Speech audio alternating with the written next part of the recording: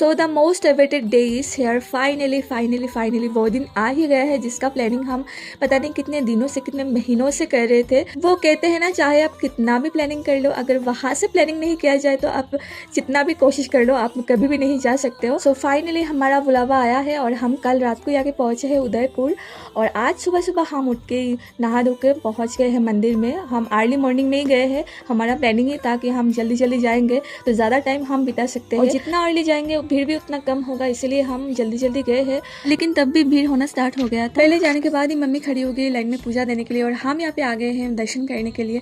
और दर्शन करने के बाद जो फीलिंग है ना वो एक्सप्रेस नहीं किया जा सकता, मतलब आने का मन ही नहीं कर रहा था, लेकिन पीछे वालों को भी तो दर्शन करना है, सो आना पड़ा। फिर अंकल हमें लेके चले गए हैं भोलेनाथ का दर्शन करवाने। जहाँ पे माता हो वहाँ पे भोलेनाथ ना हो ऐसा तो नहीं हो सकता।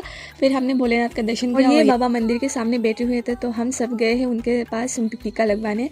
तो हमने टीका लगवाया, फिर हाथों में आशीर्वाद दिया और प्रणाम किया, दक्षिणा दिया। और ये देखो फाइनल लुक टीका का बहुत ही अच्छा लग रहा है मुझे। फिर यहाँ पे घंटी था तो मैं घंटी बजा रही थी। धीरे धीरे मंदिर का भीड़ बहुत ही ज़्यादा बढ़ रहा था, इसलिए हम चले गए मम्मी को देखने कि उनका नंबर आ गया या नहीं। तो आने के बाद देखा लाइन बहुत ही ज़्यादा बढ़ गया है, और मम्मी भी लाइन में नहीं है, शायद उनके सीरियल आ गया है और वो अंदर है शायद पूजा करने। तो हम यहाँ पे फोटोज वीडियोस ले रहे थे। फिर मैंने मम्मी को कॉल किया है कि वो लोग कहाँ है जाने के लिए, तो मम्मी ने बोला है कि उनका पूजा हो गया है, माँ का दर्शन भी हो गया है, भोलेनाथ का भी दर्शन हो गया है, और अभी वो लोग भोलेनाथ मंदिर के सामने ही। तो हम लोग भी अभी बाहर चले गए हैं और सभी लोगों ने मिलकर दिया और अगरबत्ती जला के दिया। फिर हम मंदिर के दीघी में गए हैं माँ का फेवरेट कछुआ को बिस्किट खिलाने, बंगाली में हम कच्छप बोलते हैं। फिर हम घर के रवाना हो गए हैं। So that's it for part 1, wait for part 2।